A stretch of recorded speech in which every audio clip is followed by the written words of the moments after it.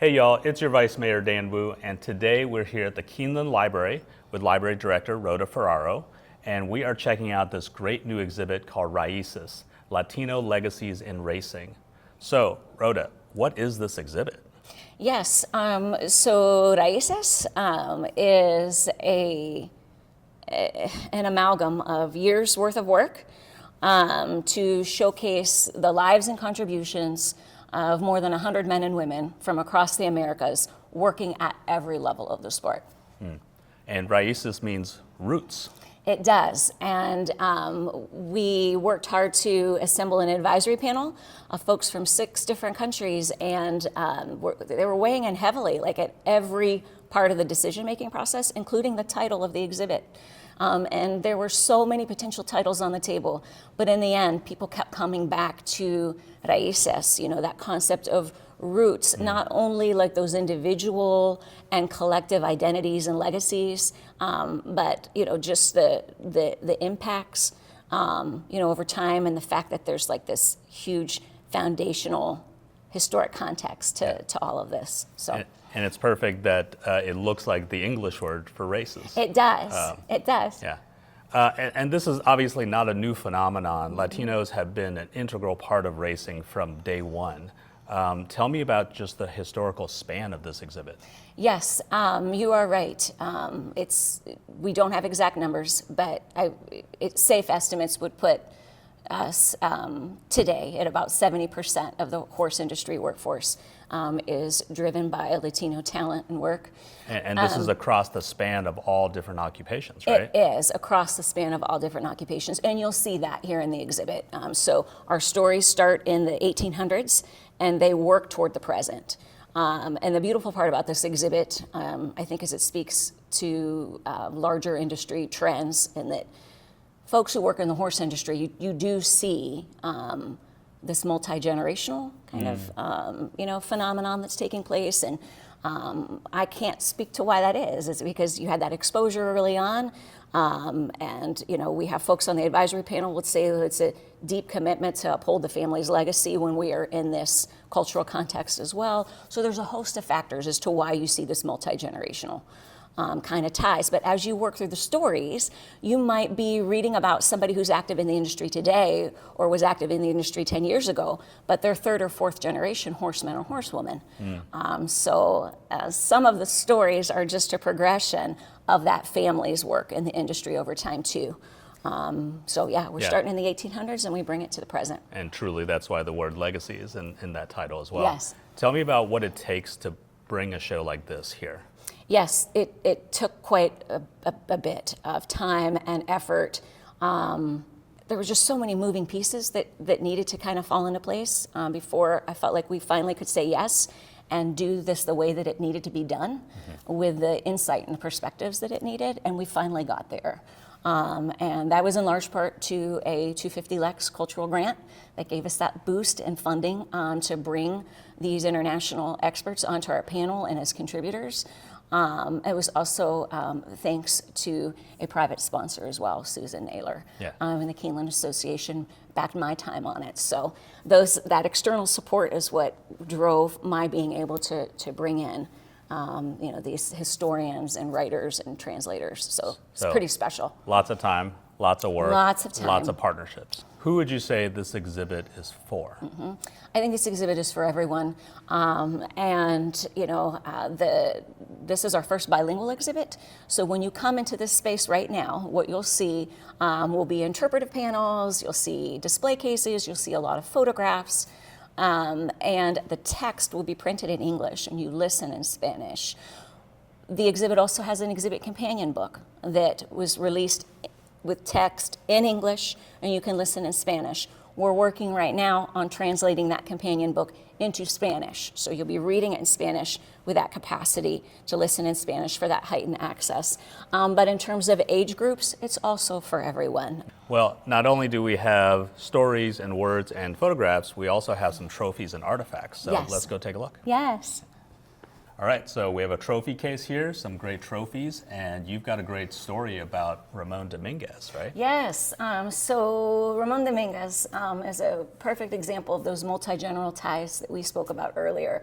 from Venezuela, was born into a family kind of steeped in the horse industry at various levels. So Ramon wins back-to-back Eclipse Awards for the Outstanding Jockey, and in the 2010, 11, and 12. This photo of him behind us is a photo taken at Keeneland. But what I want to share about Ramon is, one, Ramon was on the advisory panel for this exhibit. And in addition to being a superstar athlete, Ramon is an incredibly generous person. And Ramon had a spill at the height of his career that was career-ending. And he came back and is this incredible voice, an advocate for jockey safety. You'll sometimes see him on air as an analyst and broadcast in both English and Spanish. He spends a lot of time advocating for jockeys. And he also is an inventor.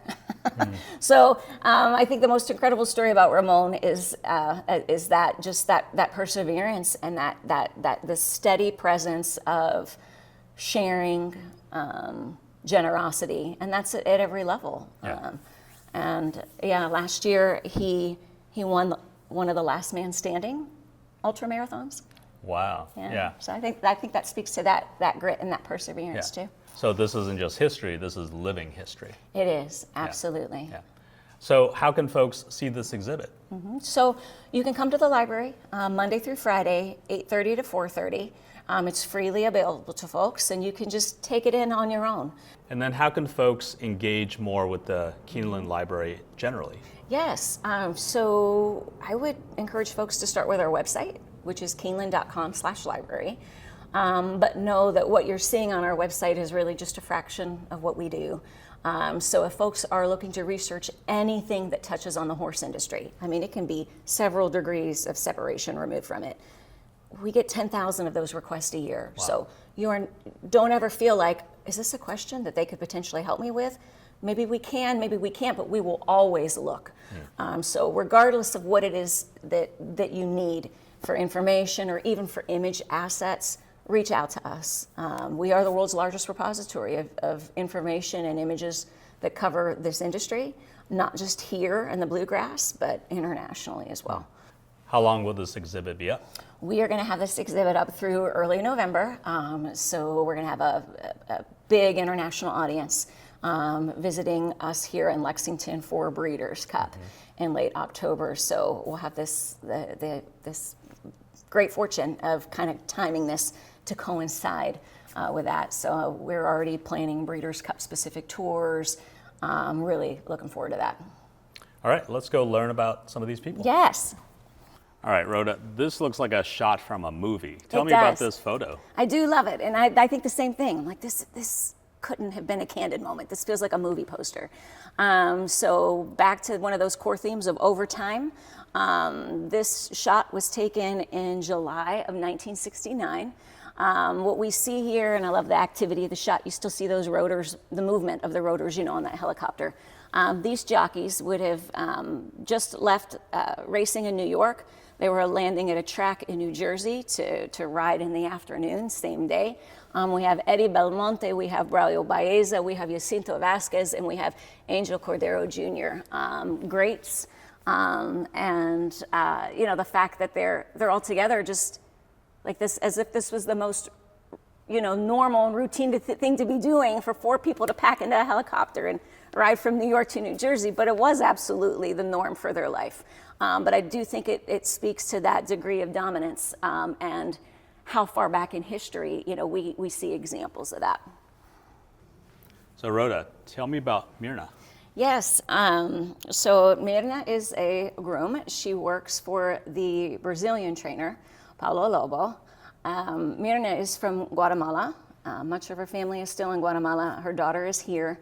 And what I love about Mirna is, one, I mean, her personality, her attitude, her approach is always just so positive and upbeat. Her degree of commitment to the care, 24/7 care and management of horses is just amazing.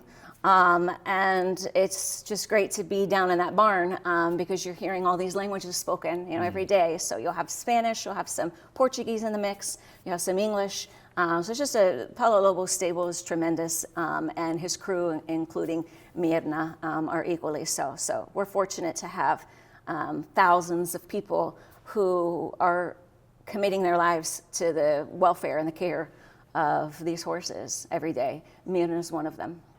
So not only do we have a lot of historical information, historical photographs, we also have modern day photographs taken by local photographers. Yes, so do check these out. This is another example of partnering with community organizations. So the kiosk that you see here with these amazing shots that were taken on Keeneland's backside, when I spent some mornings with these artists and walked them around the grounds, and they were able to capture these amazing moments that really on any given morning you would arrive and you would find equally amazing moments, but to see as an artist, the way that it played out and what they captured in the photo is amazing. So yes, we're very pleased to partner with this local artist project and showcase some of their work here as part of our exhibit as well. Well, Rhoda, thank you so much for showing me around today. Raices, the making of Latino legacies in racing, will be up at the Keeneland Library through November.